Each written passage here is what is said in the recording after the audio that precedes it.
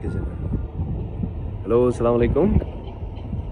আমি দুটা মসজিদের ইতিহাস আপনাদেরকে তুলে ধরছি। এটা হচ্ছে হযরত ওমর মসজিদ, আর এই জায়গায় ভেঙে ফেলা হয়েছে, নতুন করে আরেকটা মসজিদ করবেন। এটা হচ্ছে আমাদের প্রথম খলিফা আবু বকর সিদ্দিক মসজিদ, আর এটা হচ্ছে হযরত ওমর মসজিদ। আপনারা কেউ যদি আমার ভিডিও পেয়ে থাকেন বা দেখেন, দেখা মাত্রই আপনারা আমার চ্যানেলটিকে সাবস্ক্রাইব করবেন, পাশে থাকা বেল আইকন ক্লিক করে রাখবেন।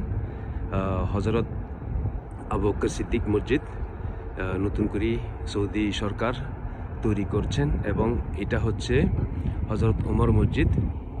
আর পাশে এভাবে দুইটা মসজিদের ভিডিও আপনাদেরকে তুলে ধরলাম।